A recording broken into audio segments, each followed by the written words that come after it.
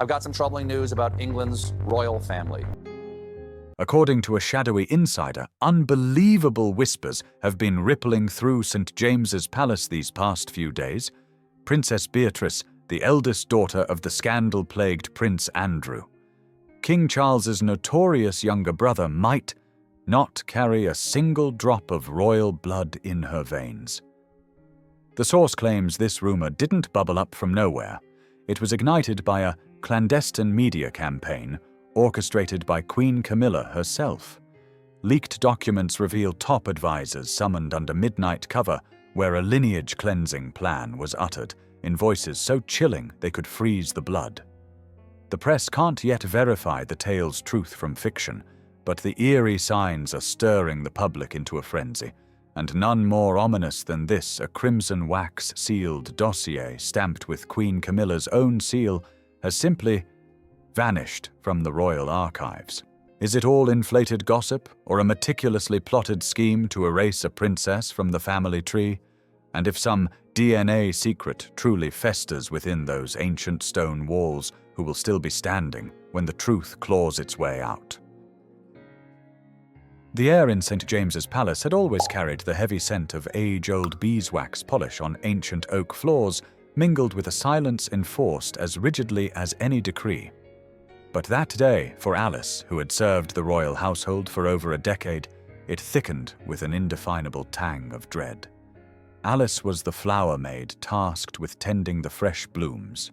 Her stop was the small conference room, a chamber Queen Camilla often used for receiving her most senior advisors, a place where power changed hands not through grand orations, but in subtle nods and murmured accords. As she approached the thick oak door, she raised her hand to knock, then froze. From within came the Queen's voice, sharp as tempered steel, laced with a metallic edge, entwined with the low, gravelly rumble of Lord Wenton, her most trusted counsellor. "It's time to cleanse the lineage," Camilla's voice rang out, devoid of any warmth. Lord Wenton seemed to hold his breath, listening in stony silence. She pressed on, a chill cruelty threading through every syllable. "Beatrice's excessive grace is starting to eclipse the power I've clawed my way to claim. She's always been the epitome of effortless royalty, the kind that I, the latecomer, could never possess. There will be no room for doubts about my legitimacy on the throne, and Beatrice will be the first to go." Alice's throat went desert dry. Her hands, so accustomed to cradling delicate petals, now trembled, causing the rose blooms to rustle against one another in a faint, betraying whisper. She knew exactly what cleansing the lineage meant in royal circles, a ruthless purge designed to excise any individual deemed a threat or an unwelcome stain. The danger wasn't mere accident, it was a premeditated mark. Alice retreated softly, her steps muffled by the plush velvet carpet. Her heart pounded like a war drum, weighed down by the burden of the secret she'd overheard. She owed Princess Beatrice a debt of gratitude. She'd watched her grow up, the girl's unyielding integrity and quiet compassion, a rare flicker of light in these shadowed corridors. Sneaking word to the princess would be treason against the Queen, but silence would betray her own soul. Alice chose to risk it all. This secret was too vast to bury. A few days later, Alice seized her chance in the princess's private study, bathed in the soft glow of a crystal chandelier. Beatrice, with her golden hair catching the light and an air of effortless elegance, was sifting through a stack of charity documents.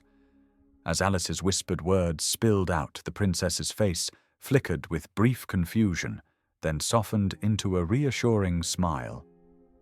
At first, Beatrice dismissed it as mere innuendo born of Alice's overactive worry, but in the weeks that followed, suspicion took root in the fertile soil of mounting evidence. Her schedule shifted without warning. An invitation to a charity museum opening revoked for no reason. Her role as envoy on an overseas tour reassigned to some lesser duke.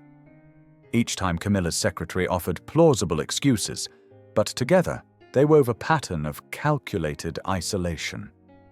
Beatrice, once the radiant center of the younger royals' events, now found herself relegated to the edges of the frame. The breaking point came at the annual gala for the Royal Heritage Preservation Fund. Beatrice arrived resplendent, yet her eyes remained keen as a blade. In her opening address, Queen Camilla stood beneath a glittering tiara, her smile beaming like polished porcelain, but her words sliced like a razor. Not everyone can bear the weight of royal duty, even if born within these palace walls. The crown demands a bloodline forged in devotion, a heart tempered to rise above the ordinary. And above all, it demands unassailable legitimacy. The phrase, "even if born within these palace walls," struck Beatrice like a dagger to the chest. It was a public thrust, veiled yet undeniable, before hundreds of the nation's most influential souls. Beatrice knew then it was no misunderstanding. A war had been declared. Right after the gala, unable to stomach the ambiguity any longer, Beatrice sprang into motion. She demanded access to the family's private archives, that chill, dim vault harboring centuries of secrets and royal ledgers. Amid scrolls of brittle vellum and leather-bound tomes sealed with care, she unearthed her own file. The oddity lay not in the contents, but in their condition. Her original birth records, baptism certificates, and early health histories had been sealed beneath a layer of red wax, stamped with the imprint of the Queen's office, accompanied by a handwritten note. Not to be disclosed. By order of Queen Camilla. A shiver traced Beatrice's spine like ice water. This was no mere isolation or sly barb. There was a genuine secret tangled in her origins, and Camilla sought not just to tarnish her honor, but to erase her very place in the bloodline. That crimson seal affixed in the name of the woman who had just proclaimed the bloodline of devotion transformed the whispers into a tangible threat, one with no turning back. Beatrice understood the game had begun. The chill of that crimson waxed seal on her personal file lingered in Beatrice's mind, like frost that refused to thaw when the assault crashed down.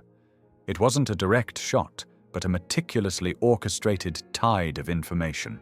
Queen Camilla wielded the era's deadliest weapon, the press.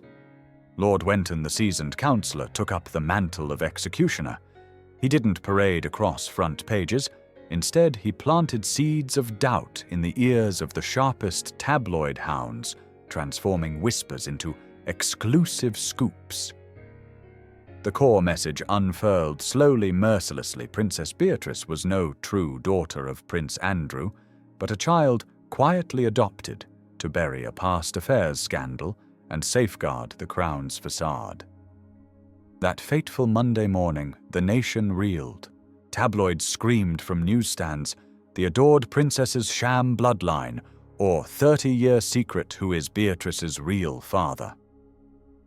Portraits of Beatrice, once synonymous with poise, now sat framed by glaring question marks, draped in insinuation and feigned pity.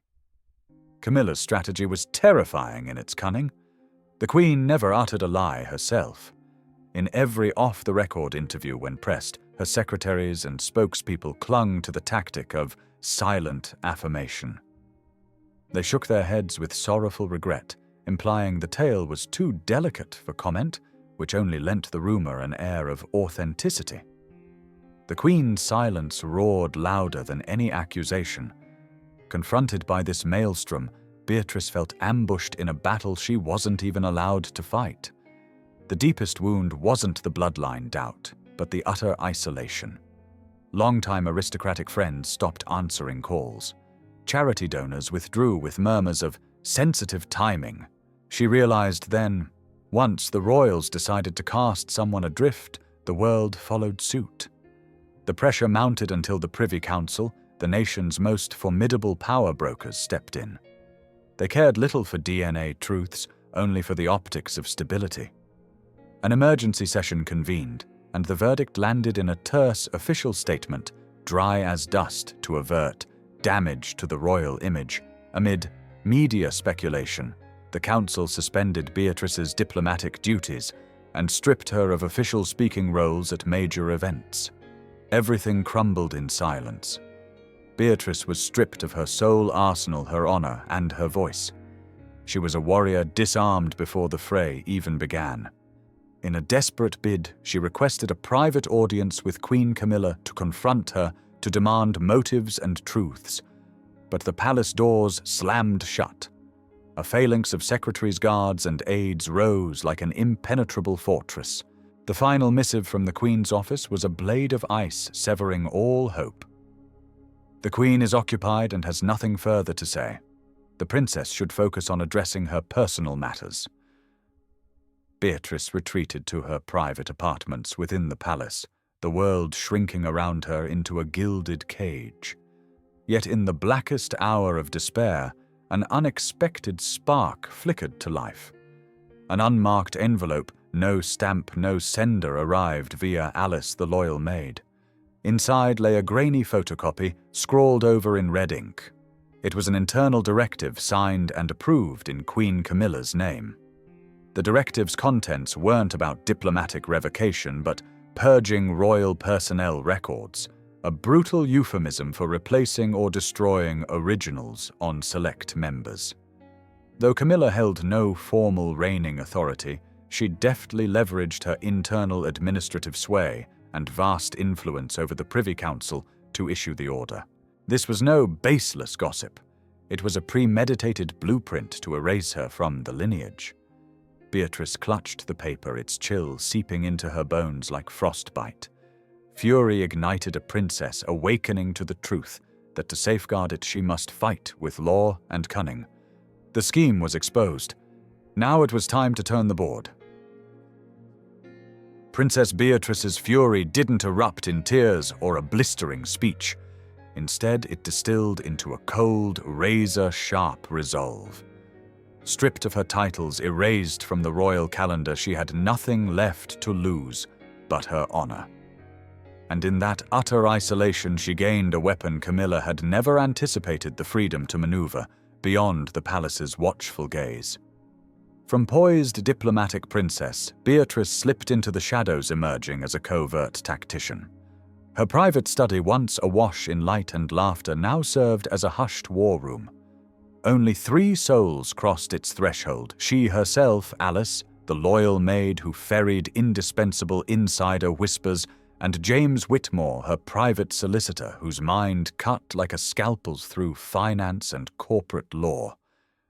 Beatrice knew it intimately. To dismantle a lie shielded by the crown, she couldn't wield personal truths, but public and legal ones.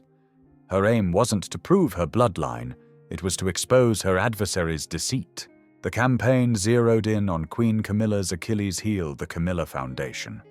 For years, this charitable venture had been her emblem of benevolence, a moral cloak draped over raw power. Beatrice and James set out to rip it away. Alice, with her keen instincts, fed them leads on the frantic hiring of new secretaries and aides into the foundation. James Whitmore, burrowing through thousands of transaction ledgers, began tracing a web of suspicions. He uncovered how donor funds flooding into the Camilla Foundation were siphoned through shell companies before vanishing into PR firms and crisis management media outfits, sums far exceeding any legitimate promotional needs for a charity. Beatrice studied the cash flow diagram on James's screen, red arrows snaking from Camilla's reputation straight to the wreckage of her own name. It wasn't personal anguish anymore. It was revulsion at political rot. The Queen had hijacked public goodwill and the banner of charity to bankroll a smear against her own kin. After weeks of excavation, James proposed a daring gambit. The foundation housed a minor subsidiary managing assets, structured as a public limited company. If Beatrice could quietly amass a controlling stake, she'd hold the legal right to demand a full financial audit of the Queen's empire, one even the Privy Council couldn't block if triggered through proper channels. The share acquisition unfolded in secrecy, shrouded via a labyrinth of offshore investment vehicles. James's every move was a masterstroke of precision, swift, traceless, with no thread leading back to the disgraced princess. On a damp October afternoon, as the tabloids still dissected her, sham blood word broke of Beatrice's formal audit petition. It wasn't an emotional press release, but a stark legal filing dispatched to the Privy Council and posted on the stock exchange. The strike plunged Camilla into defense. She couldn't disavow a public legal maneuver. Panic rippled through high society. Major donors obsessed with spotless optics began pulling out or demanding answers. The public, once doubting Beatrice, now turned scrutinizing eyes on the Queen's transparency. Beatrice uttered not a word. The audit spoke volumes. She'd transmuted a private vendetta into a public ethics probe. She'd proven that even crownless she could wield the law to guard the truth. The preliminary findings leaked like thunder.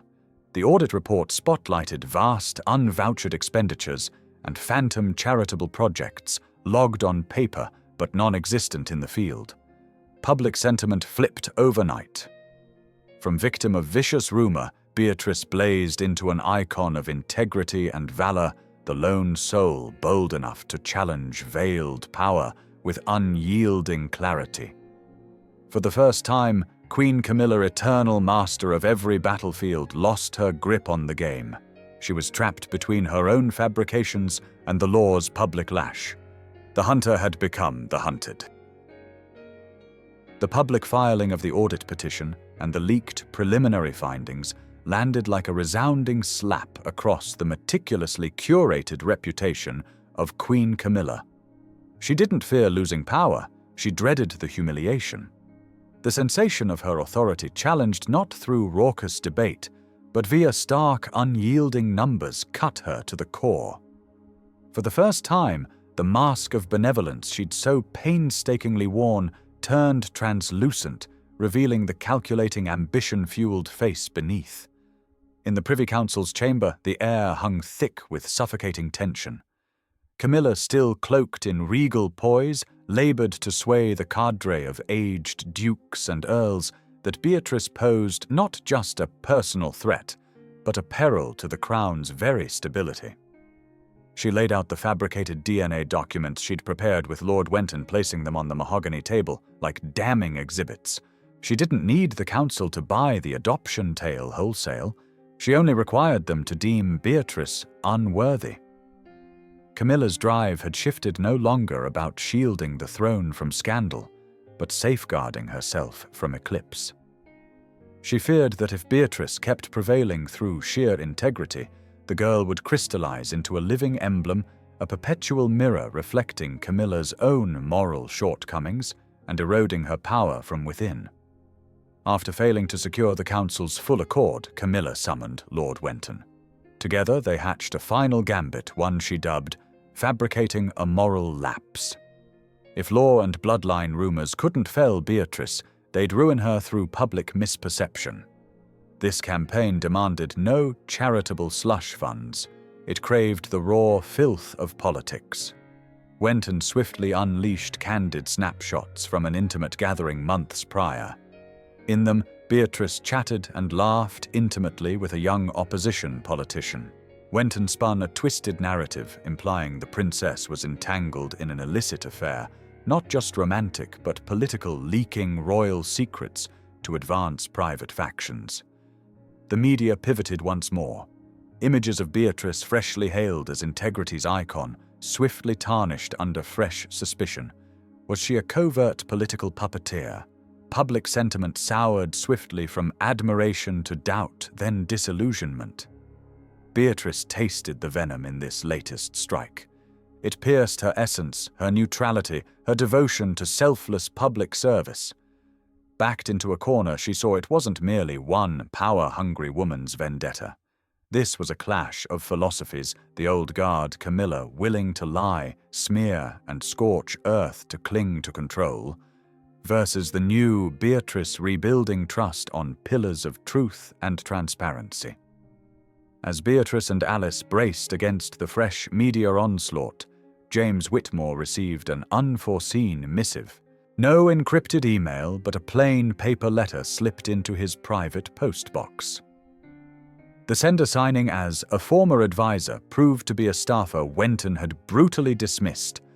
Enclosed were irrefutable internal documents, verbatim minutes of strategy sessions between Wenton and press editors, emails directing the deployment of forged DNA files, and most damning, a written directive bearing Camilla's signature green-lighting the entire edifice of planted stories and media manipulation. The board had flipped irrevocably. No more nebulous financial accusations or bloodline whispers. Beatrice and James held ironclad proof, not just vindicating her innocence, but laying bare the premeditated cruelty and, crucially, the Queen's official complicity in disinformation and document forgery. The feud had crossed from familial skirmish into prosecutable felony. The blaze of truth stood poised to ignite. The choice to unveil the cache of evidence on national television wasn't a rash impulse, but Beatrice's ice-cold strategic calculus.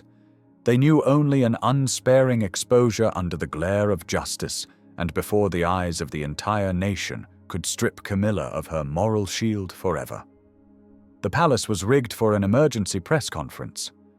Though Camilla had scrambled to quash it, the legal and ethical weight of the documents in Beatrice's grasp compelled the Privy Council to intervene, demanding a public accounting.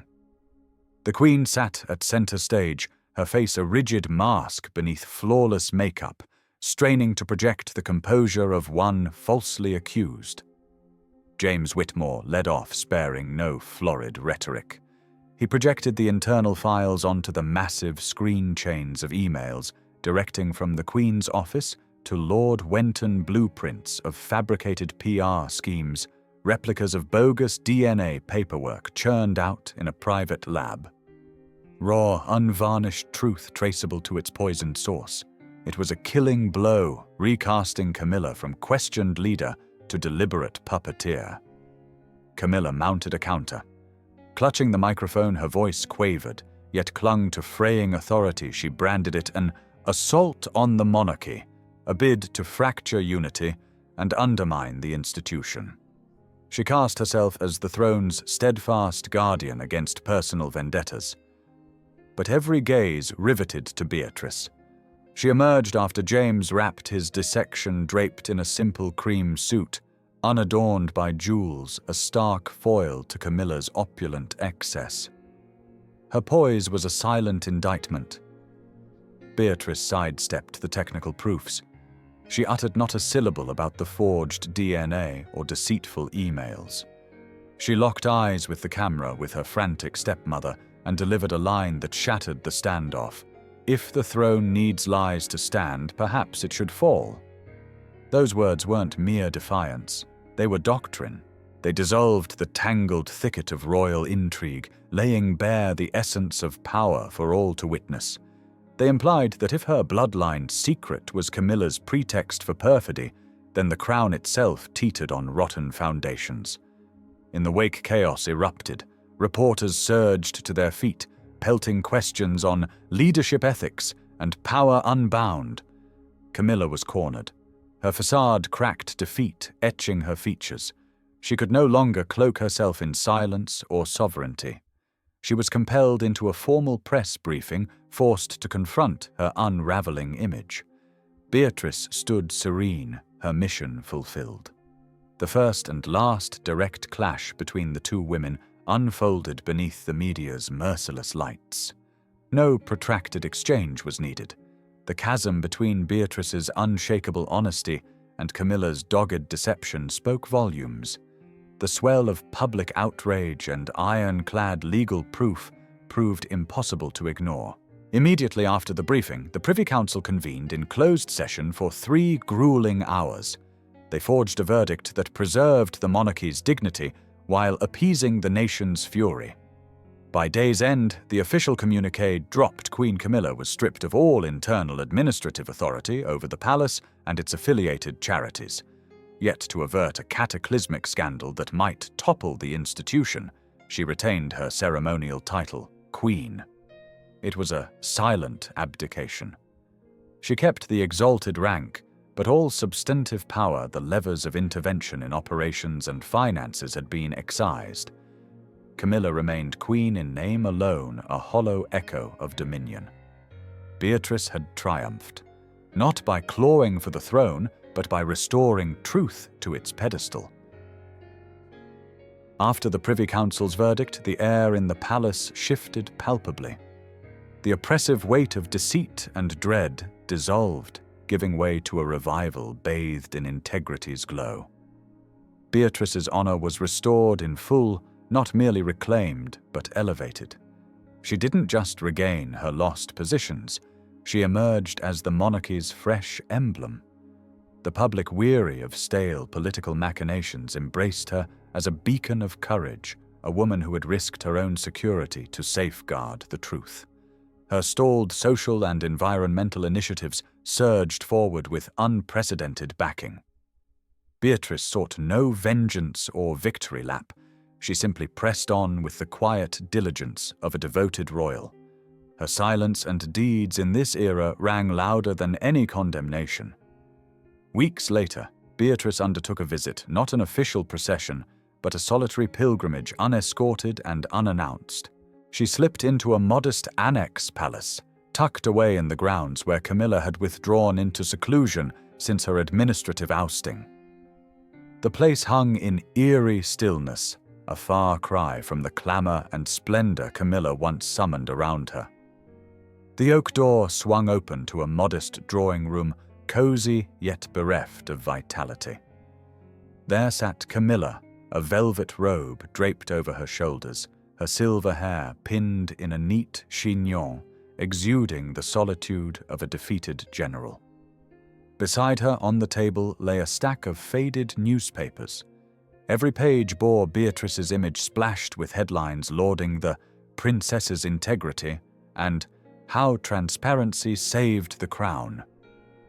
Camilla pored over the lines, her wounded pride forging a brittle mask across her features.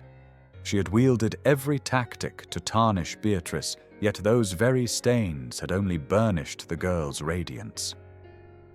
Beatrice entered her presence, flooding the room's mute void. The two women locked eyes not with enmity, but with the piercing clarity that pierces through every veil. Their exchange was brief, no fiery debate, but a quiet sealing of irreconcilable worldviews. Camilla, clinging to her last shreds of defiance, mustered a justification for her deeds. Her voice dipped low, but resolve flickered in her gaze. She had done it all to shield the throne from erosion and unrest. Beatrice replied with unyielding poise, wielding a power born solely of truth. She didn't dismiss the duty to guard the crown, but redefined its essence. Her words fell soft, yet carried the gravity of judgment Camilla had forgotten, that the throne wasn't forged in political stratagems or fear. It was built on the unwavering faith of its subjects. That acknowledgement, not voiced but etched in her eyes, marked Camilla's final unraveling. She saw how her aim power had been undone by her means deception. The trust she squandered was precisely what Beatrice had reclaimed. Beatrice departed the annex, her spirit unburdened by triumph, but steeped in profound peace, the serenity of duty fulfilled. Returning to the main palace, she made straight for the grand balcony overlooking the square. The late afternoon sun gilded her hair in a halo of fire. Below, a vast throng roared not for some hereditary claim, but for the raw pursuit of justice. In her, they beheld not merely a princess, but a promise a more transparent dawn for the monarchy. Behind the vast glass doors, Alice watched the scene unfold. The loyal maid who had planted the seed of it all smiled in quiet vigil. Amid the echoing cheers of the crowd, she murmured to herself, unheard by any but her own heart, "At last the true blood has returned." Yet in Alice's mind, those words had taken on fresh meaning. True blood wasn't defined by tangled DNA strands or sealed dossiers. It was the vein of righteousness, an ethical fiber that no forgery or machination could counterfeit. Beatrice stood there on her balcony, an icon of a new sovereignty erected on truth's bedrock.